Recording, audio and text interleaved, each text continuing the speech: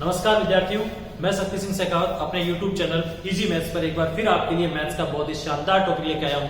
Number system का एक part unit digit इकाई का अंक ज्ञात करना। आओ पढ़ते हैं। देखो, इकाई का अंक ज्ञात करना। इससे पहले की वीडियो में आपने देखा होगा नंबर सिस्टम के दो पार्ट मैंने डाल रखे हैं। नंबर सिस्टम का जो पहला पार्ट है उसके अंदर बेसिक मैंने बताया है कि नेचुरल नंबर क्या होता है, होल नंबर क्या होता है, वो सारी चीजें उसमें बताई गई। Parts of classification of the numbers, उसके बारे में पूरा बताया गया है कि कौन सा नेचुरल नंबर है, कौन सा होल नंबर है, कौन सा रियल है, कौन सा टीचर। उसके अलावा मैंने दूसरा और डाला है, उसमें कुछ एडवांस क्लेरिफिकेशन मैंने किया है, एडवांस क्लेरिफाई किया उसके अंदर। उसमें भी मैंने बताया कि कैसे कैसे उसमें मैथ्स में क्वेश्चन आते हैं, उस हिसाब से बताया। ठीक है, अब उसी का एक पार्ट और है, बहुत ही इंपॉर्टेंट पार्ट है, इकाई का अंक ज्ञात करना, यूनिट डिजिट फाइंड करना, बहुत ही इंपॉर्टेंट। अभी देखो, जो वीडियो का पेपर हुआ था लोगों के, उसके अंदर भी बहुत सारे क्वेश्चन आपके, मतलब हर पेपर के अंदर एक एक दो क्वेश्चन आपके उसमें यूनिट डिजिट के पूछे गए थे। और आगे भी ऐसी बहुत सारी एग्जाम होती है, चाहे बैंक हो, चाहे एसएससी हो, चाहे पुलिस में तो मान लो यहाँ आती नहीं, जो दिल्ली पुलिस है या अन्य कोई एग्जाम्स होते हैं जिसमें मैथ्स आ रही है, उसमें यूनिट डिजिट की क्वेश्चन निश्चित रूप से आते हैं। तो अपन चलो पढ़ते हैं यूनिट डिजिट। देखो, कोई भी जैसे मान लो क्वेश्चन होते हैं, आप जानते हो कि अपने जो अंक होते हैं वो 0 से 9 तक होते हैं। ठीक है, जो डिजिट होते हैं वो 0 से 9 होते हैं। तो यहां तक ही आपको चेक करना है। अब आपको यूनिट डिजिट कैसे फाइंड कर, देखो पहले तो मैं एक बात समझाना चाहता हूं कि इस टॉपिक का मकसद क्या है, क्वेश्चन कैसे बनता है, या यूनिट डिजिट पढ़ने का कारण क्या है, वो बताता हूं। देखो, जैसे मान लो एग्जाम में क्वेश्चन आ गया किसी भी प्रकार, जैसे आ गया कि 3 to 9 की पावर 112 मल्टीप्लाई 16 4 की पावर 3 to 5 प्लस आपके आ गया 14 4 की पावर 111 मल्टीप्लाई 6 की पावर 22। इस टाइप से कोई क्वेश्चन आ गया। अब इस प्रकार के क्वेश्चन वहां एग्जाम में बनते हैं। अब आपको पूछते हैं कि इसमें यूनिट डिजिट क्या होगा, फाइंड करना है। देखो, नॉर्मल ऐसे आ जाए 9 मल्टीप्लाई 2, मान लो नॉर्मल आ गया 19265 मल्टीप्लाई 48 मल्टीप्लाई 56। अगर इस प्रकार का क्वेश्चन किसी भी एग्जाम में आ गया नॉर्मल क्वेश्चन, तो नॉर्मल क्वेश्चन में तो आपको पता ही है, आप यूनिट डिजिट बहुत ही आसानी से फाइंड कर सकते हो। कैसे कि 9 5 जा कितना होता है, 45 हो गया, फिर 5 आ गया, 5 8 जा 40 हो गया, फिर 0 आ गया, 0 6 0, तो यूनिट डिजिट 0 आ गया। ये तो बहुत ही नॉर्मली आप फाइंड कर सकते हो। लेकिन जब आपके एग्जाम में पावर के रूप में कोई क्वेश्चन आ जाता है, घात आ जाती है उसके ऊपर, जैसे इस प्रकार के क्वेश्चन कई बार पूछे गए हैं। अब इन क्वेश्चन को कैसे सोल्व करें, जैसे यहाँ पे देखो यूनिट डिजिट क्या है, आपका 9 है, यहाँ इस नंबर का यूनिट डिजिट 9 है और उसके ऊपर पावर है 112, इसके ऊपर देखो 4 है लास्ट डिजिट यूनिट, और इकाई का अंक 4, इसके ऊपर पावर है ये।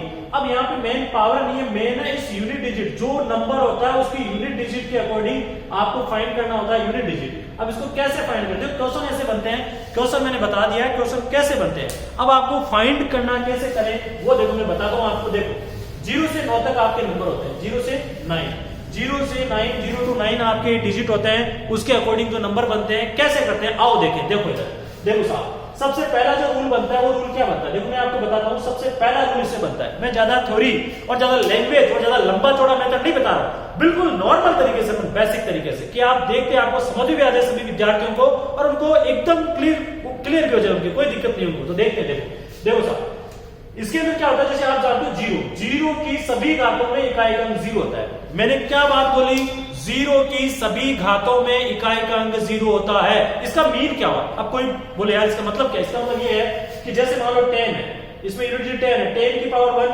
कितना आया 10 की पावर 2 होता तो कितना आता 100। अगर 1000 की पावर भी कोई आता तो भी लास्ट में क्या आता 0। तो अगर किसी भी नंबर के लास्ट में 0 होता है, उस नंबर पर, उस संख्या पर कितनी भी घात क्यों ना हो, उसका यूनिट डिजिट इकाई का हमेशा क्या होगा 0 होगा। तो मैं ये कहना चाहता हूं, 0 की सभी घातों में इकाई का क्या आएगा 0। जिस प्रकार से 0 की सभी घातों में इकाई का 0 आएगा, उसी प्रकार से 1 की सभी घातों में इकाई का क्या आएगा 1 की सभी घातों में इकाई का 1, 0 की सभी घातों में इकाई का 0, 1 की सभी घातों में इकाई का 1। देख लो आप, 1 की पावर 1 तो भी 1, अगर 121 होता तो भी लास्ट में आता, अगर 211 है तो भी कितना भी पावर क्यों ना हो लास्ट में, क्योंकि 1 गुणा 1 गुणा 1 1 गुणा 1 कितना भी ले लो आप, कितना भी लंबा चौड़ा 1 को मैं कितनी भी पावर ले लूं, चाहे मैं 1 की पावर 56 ले लूं, तो भी यूनिट डिजिट क्या आएगा 1 ही आएगा। तो 1 की सभी घातों में इकाई का कितना होता है 1, 0 की सभी घातों में इकाई का 0 होता है, 1 की सभी घातों में कितना होता है 1। उसी प्रकार 5 की सभी घातों में इकाई का 5 ही होता है। 5 की पावर 1 देख लो, 5 की पावर 1 कितना है 5, इकाई का यूनिट डिजिट है 5, 5 का स्क्वायर 25 तो भी कितना है 5, 5 का क्यूब 125 तो भी कितना है 5। तो 5 की पावर कितनी भी ले लो, यूनिट डिजिट 5 के आएगा साहब। तो 5 की सभी घातों में इकाई का 5। उसी प्रकार 6 की सभी घातों में इकाई का कितना आता है 6 की सभी घातों में इकाई का सही आता है। देख लो 6 की पावर 1 6 यूनिट डिजिट 1, इकाई का अंक 1 आया। अगर मैं 6 का स्क्वायर करता तो 36। अब आपको स्क्वायर आना चाहिए कि 6 का स्क्वायर कितना होता है। अब कह दे 6 का 6 गुणा 6 36। अगर मैं 6 का क्यूब करूं 216, ये मुझे याद है, तो भी देखो 6 आगे भी मान लो 6 मल्टीप्लाई हो तो 6 6 36 36 6 6 6 मतलब 6 की कितनी भी घात क्यों ना हो उसका इकाई का अंक क्या होगा 0। तो इस प्रकार से आपके मैंने 4 डिजिट के बारे में बताया है कि 0 की सभी घातों में 0, 1 में 1, 5 में 5 और 6 में 6। अब इसका एक एग्जांपल लेते हैं। क्वेश्चन कैसे लें, मैं 4 डिजिट का एक एग्जांपल लेना चाहूं तो जैसे मैंने ले लिया 140 की पावर 222 प्लस 966 की पावर 119 मल्टीप्लाई 355 की पावर 222 और उसके बाद में वापस में प्लस ले लूं कि यहाँ पे एक और डिजिट आपके आ गया 321 की पावर 321 देखो 1560। मैं इन 4 डिजिट का ही एग्जांपल लेके आपको समझाना चाहता हूं। आगे के डिजिट अपन और लेंगे और पढ़ेंगे, लेकिन उससे पहले मैं जो एग्जांपल ले रहा हूं जो बताया उसी का ले रहा हूं। अब देखो इसको सॉल्व करते हैं। एग्जाम में मान लो ये क्वेश्चन आ गया और यहाँ पूछ लिया find the unit digit in the following कि निम्न में आपको इकाई का अंक ज्ञात करना है निम्नलिखित में। अब आपको इकाई का अंक ज्ञात करना, तो कैसे करते हैं। ये एक नंबर है, संख्या, इसका यूनिट डिजिट क्या है 0। अब 0 की पावर कितनी भी हो इकाई का अंक क्या आ जाएगा 0। देखो रूल से प्लस इसके लास्ट में 6। अब 6 की घात कितनी भी क्यों ना हो इकाई का अंक क्या आएगा 6 आएगा। और फिर आएगा मल्टीप्लाई का साइन तो मल्टीप्लाई 5 की घात कितनी भी हो, इसके पूरा नंबर नहीं देखना है आपको, संख्या का लास्ट अंक देखना है, अंतिम अंक देखना है। अंतिम आया 5 तो 5 की पावर कितनी हो इकाई का अंक कितना आया 5 प्लस 1 की पावर कितनी भी क्यों ना हो इकाई का अंक कितना आएगा 1। अब इसका आंसर देखो BODMAS rule, we BODMAS आप जानते होंगे, वी बोर्ड मास, वी यानी विलकुलम रेखा बंधनी बार, पहले ओ सोल होता है फिर ब्रैकेट फिर ओ फिर डिवीजन भाग फिर मल्टीप्लिकेशन फिर एडिशन फिर सब्ट्रैक्शन। इसके बारे में भी एक वीडियो बना के लाऊंगा। वी बोर्ड मास को भी मैं अच्छे से समझाऊंगा। वी बोर्ड मास के क्वेश्चन भी हर एग्जाम में आते हैं, चाहे वो बैंक हो चाहे एसएससी, मतलब कोई भी एग्जाम का वीडियो वीडियो मैथ्स में सब में आपके इसके क्वेश्चन बनते हैं। और वी बोर्ड मास बहुत इंपॉर्टेंट भी है, कई बार आप बोर्ड मास पढ़ते हो वी भूल जाते हो बिल्कुल। तो ये भी अपन एक वीडियो बनाएंगे। यहां मैंने ये बात इसलिए लिखी कि वी बोर्ड मास के अकॉर्डिंग पहले मल्टीप्लाई होता है फिर प्लस होता है। तो सबसे पहले मल्टीप्लाई करेंगे तो 6 पंजे 30।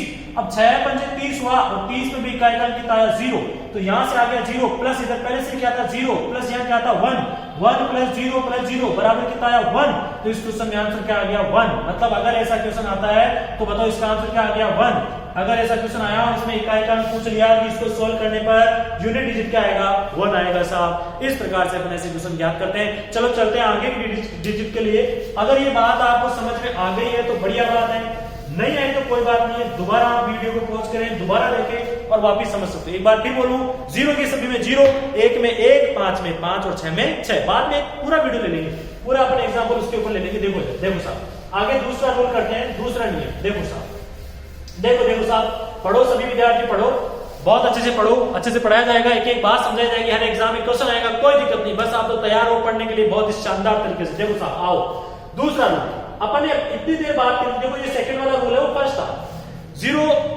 0 की बात हो गई, 1 की हो गई, 5 की हो गई, 6 की हो गई। अब लेते हैं अपन दो और अलग अलग पॉइंट से, 4 और 6।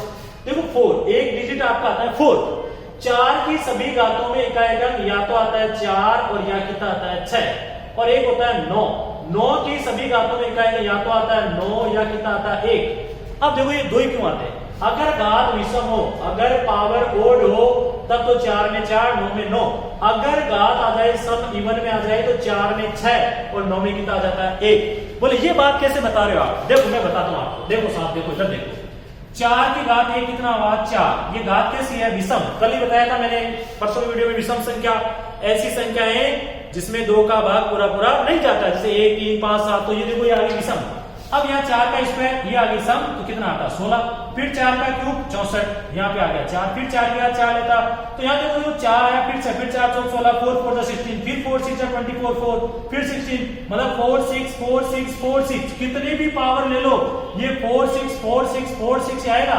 तो इसको मैंने लिख दिया, अगर आपकी पावर ओड होता है विषम तब तो आएगा 1 और सम होती है कितना आएगा 6। अगर आप भूल भी जाते हो क्या वो सम विषम 4 में आ गया तो सम विषम, तो देखो ना 4 की घात 1, 1 का विषम तो विषम में तो 4 हो गया, और 4 का स्क्वायर 16, तो 2 क्या है सम, तो सम में 6 हो गया, तो या तो 4 या 6। अब आपके पास सामने मान लो ऐसे आ जाए कि 3 2 4, इसकी पावर आ गई 1 6 7।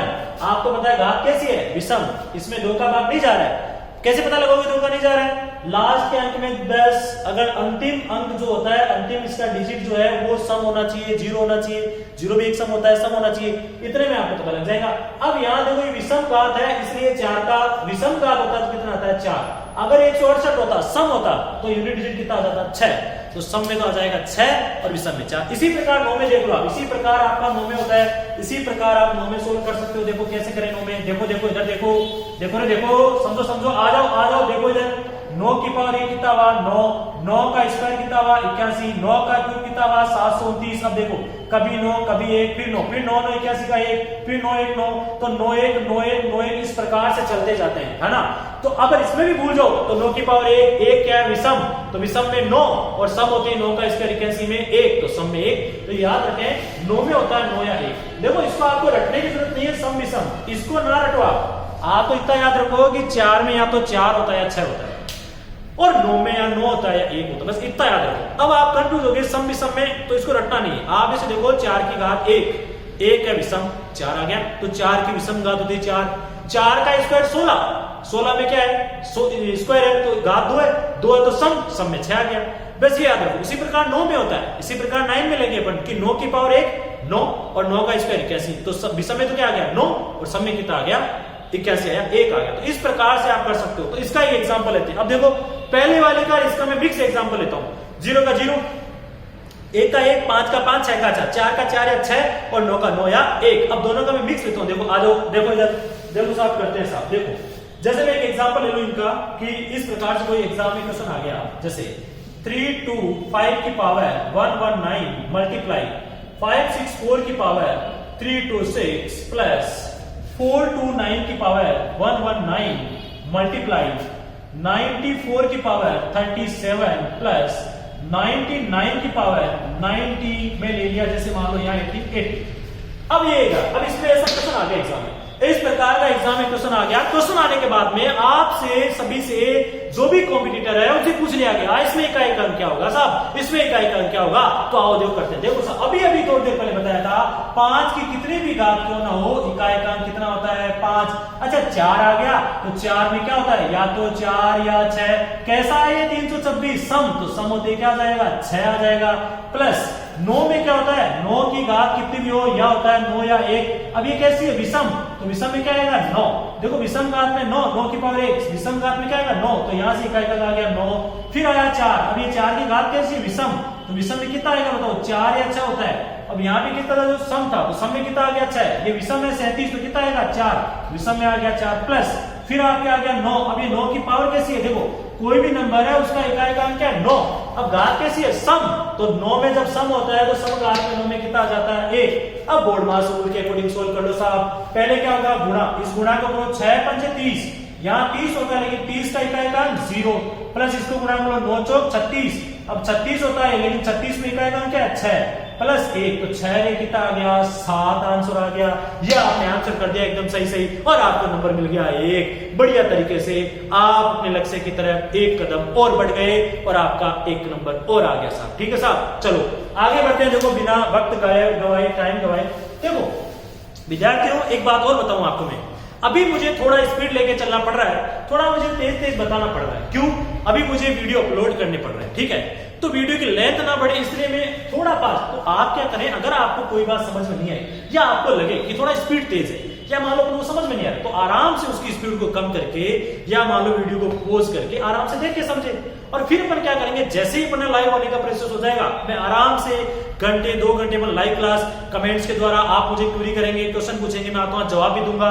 साथ में आपको बड़े आराम से मैं बहुत सारे क्वेश्चंस लेके, बहुत सारे डाउट लेके और पुराने एग्जाम में आए हुए क्वेश्चंस लेके, मतलब हर एग्जाम में जितने भी क्वेश्चन आपके हर एक मैथ्स के जितने भी टॉपिक बनते हैं उन हर टॉपिक से जितने भी क्वेश्चन आए हुए हैं मैं एक एक क्वेश्चन लेके आपके सामने आऊंगा और आराम से अपन सारे क्वेश्चन एग्जाम में आए हुए भी करेंगे और पुराने पेपर भी सोल्व करेंगे और उस तरीके से अपन पूरी मैथ्स अपन शानदार तरीके से करेंगे। धन्यवाद साहब। इधर देखो, अभी देखो साहब, अभी देखो साहब, आ जाओ इधर देखो। अब आपकी देखो 6 डिजिट हो चुकी, 4 तो होगी 6 और होगी। अब देखो 4 और बच गए, दशित होती है डिजिट आपकी, दशित होती है भाई 0 से 9। अब देखो साहब आगे एक और रूल, तीसरा रूल देखो साहब। अब क्या बचा, अब अपने पास एक तो बचा 2, एक अपने पास क्या बचा 3, एक अपने पास क्या बचा 7 और एक अपने पास क्या बचा बताओ 8, ये अपने पास बच गई। इसका एक रूल होता है साहब।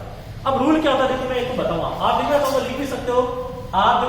देखो 2 3 7 व 8, 2 3 7 और 8 की सभी घातों में, 2 3 7 और 8 की सभी घातों में इकाई का अंक ज्ञात करने के लिए, इकाई का अंक ज्ञात करने के लिए, इकाई का अंक ज्ञात करने के लिए घात में, पावर में, घात मतलब पावर में 4 का भाग देने पर, पावर में 4 का भाग देने पर जो शेष प्राप्त होता है, जो शेष प्राप्त होता है, शेष मतलब रिमाइंडर, जो रिमाइंडर बचता है, जो शेष प्राप्त होता है, उसे उस संख्या के, उसे उस संख्या के इकाई के, उसे उस संख्या के इकाई के अंक, इकाई का मतलब यूनिट डिजिट, उसे उस संख्या के इकाई के अंक की घात लेते हैं, उसे उस संख्या के इकाई के अंक की घात लेते हैं।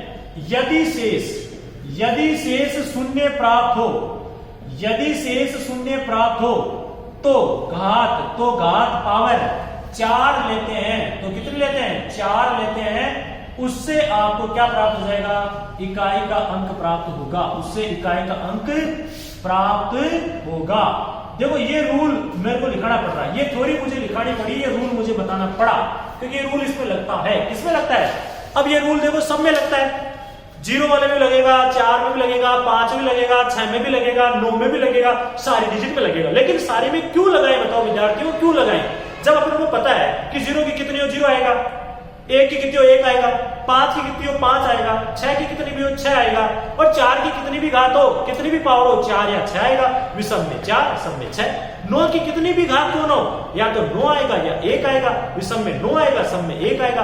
तो फिर प्रॉब्लम क्या? बोले सर इसमें कुछ नहीं, ऐसा क्यों होता है? मैं पहले बात तो इसको समझा दो, पहले बात तो इस रूल को समझो, ये क्या कहना चाहता है। देखो ये क्या कहना चाहता है, ये कहना चाहता है कि 2 3 7 व 8 की सभी घातों में, जैसे मान लो इसका एग्जांपल लेता हूं मैं, एक एग्जांपल लेता हूं विद्यार्थियों, एक एग्जांपल लेके समझते हैं, ऐसे आप नहीं समझोगे। देखो अपन एक एग्जांपल लेते हैं, 162 की पावर 324, या मान लो 327 मल्टीप्लाई 333 की पावर 1119 प्लस 428 की पावर 76, और मल्टीप्लाई में ले लू मैं आपके सामने 527 की पावर मान लो मैं ले लू 100, ये ले लिया, ठीक है। अब क्या करें? देखो अगर यहाँ 1 होता, अगर इस संख्या में इकाई का 1 होता तो आंसर 1 आ जाता, अगर यहाँ 5 होता तो 5 आ जाता, अगर यहाँ 6 होता तो 6 आ जाता इकाई का, ठीक है। अगर यहाँ 0 होता तो 0 आ जाता, अगर यहाँ 4 होता तो 4 या 6 आ जाता, अगर यहाँ 9 होता तो 9 या 1 आ जाता। लेकिन अब आगे 2 3 7 और 8, इनमें क्या करते हैं, इनमें क्यों करते हैं ऐसा वो भी बताता हूं। देखो क्यों करते हैं भाई साहब, देखो 2 की पावर 1 होती है 2, 2 की पावर 2 होती है 4, 2 का क्यूब होता है 8, 2 की पावर 4 होती है 16, फिर 2 की पावर 5 हो गया 32, फिर 2 की पावर 6 हो गया 64, ऐसे चलता जाता है। मतलब 2 4 8 6, 2 4 8 6, इस प्रकार, मतलब 4 4 के पेड़ के बाद में पावर वापस वही आ जाती है 4 4 के पेड़ बाद में। तो 4 4 के पेड़ के बाद पावर वही आ रही है, तो इसलिए मैं 4 का भाग लगा के बता दूंगा, समझ रहे हो? तो देखो पर इसलिए 4, इसी प्रकार 3 भी होता है, 3 की पावर 1 कितना होगा 3, फिर 3 का स्क्वायर में कितना हो गया 9, फिर 3 का क्यूब 27, फिर 3 की पावर 4 81, फिर आपके आ गया 3 1 जा 3, फिर 3 3 9, 3 9 जा 27, मतलब 3 9 7 1 3 9 7। इसी प्रकार 8 में होता है, इसी प्रकार किसमें होता है 7 में होता है। इसलिए इतना सब कुछ आपको सोचना नहीं है, आपको रूल याद रखना ये कि कभी भी अगर 2 3 7 8 कोई भी संख्या हो, उसके लास्ट में आ जाए 2 3 7 8 और तब इकाई का अंक ज्ञात करना हो उस पावर के अकॉर्डिंग, तो कैसे करते हैं? देखो इसके लास्ट में कितना आया 2, यहां लगाओ 4 का भाग। अब देखो 4 का ये कितना है 327, तो 4 का भाग, 4 की भाजकता का नियम याद करो, डिविजिबिलिटी रूल। मैं आगे उसका भी वीडियो बनाऊंगा, डिविजिबिलिटी रूल के भी क्वेश्चन बनते हैं, बहुत क्वेश्चन बनते हैं साहब, इसके भी बहुत अच्छे अच्छे क्वेश्चन बनते हैं, लेवल के क्वेश्चन बनते हैं, बताऊंगा आपको। देखो इधर, तो यहाँ पे देखो 4 की भाजकता नियम होता है, कोई भी नंबर हो बस लास्ट के 2 अंकों में 4 का भाग लो। अगर किसी भी संख्या के लास्ट के 2 अंकों में 4 का भाग पूरा जा रहा है तो सब पूरी संख्या में 4 का जा रहा है, और 2 अंकों में भाग जो शेष बचता है वही शेष बचता है। तो यहाँ देखो इसमें 27 में 4 का भाग लगाओ, कितनी बार गया 4 4 24, 4 6 24, 4 6 24, बचा कितना 3, तो यहाँ पे आ जाएगा 2 की पावर 3। अब मल्टीप्लाई एक बार ऐसे आराम से सोल्व करते हैं। यहाँ देखो 3, यहाँ 4 का वाला 19 में 4 चौक 16, 4 4 16, तो यहाँ पे 3 बचा तो 3 की घात 3 प्लस यहाँ पे 8, फिर यहाँ 4 का वाला हो, अब 4 का वाला आएंगे 4 1 जा 4, 4 एकम 4 बचा 3, 4 9 30, 19 4 जा 76, पूरा भाग गया, पूरा भाग गया, तो शेष क्या बचा 0। और मैंने लिखा है यदि शेष शून्य प्राप्त हो तो घात कितनी लेते हैं 4, इसलिए 8 की घात क्या ले लेंगे 4। अब कोई सोचे कि सर शेष शून्य प्राप्त हो तो घात 4 क्यों लेते हैं? शेष शून्य प्राप्त होने का मतलब है उस संख्या में 4 4 के पेयर पूरे बन रहे हैं, 4 का भाग पूरा जा रहा है, और 4 4 का पेयर पूरा बनने का मतलब है लास्ट वाली पावर लेना, आपको 4 वाली पावर लेना, ठीक है। तो लास्ट क्योंकि 4 4 का पेयर बनेगा मतलब चौथी वाली घात लोगे आप, कि जो भी, क्योंकि 4 के बाद तो रिपीटेड हो रहा है, इसलिए अपन 4 ले लेते हैं। अब उसके बाद देखो यहाँ भी 4 का भाग पूरा जाएगा, तो यहाँ पे देखो क्या हो जाएगा 7 की पावर 4। अगर शेष शून्य प्राप्त होता है तो 7 की घात कितनी ले लेंगे 4 लेंगे साहब। अब इसको सोल्व करते हैं साहब। 2 का क्यूब 8, 3 का क्यूब होता है 27, तो 27 में इकाई क्या आया 7। अब 8 की घात 4, अगर आपको याद नहीं हो तो देखो 8 गुना 8 गुना 8 गुना 8, 4 बार गुना कर लो, 8 गुना 8 64 आया 4, फिर 8 चौक 32 आएगा 2, फिर 8 दूनी 16 आएगा 6, मतलब लास्ट में यूनिट डिजिट कितना आ गया 6, यानी 7 की घात 4, तो 7 गुना 7 गुना 7 गुना 7, पावर का मतलब होता है उसको उतनी बार मल्टीप्लाई करना।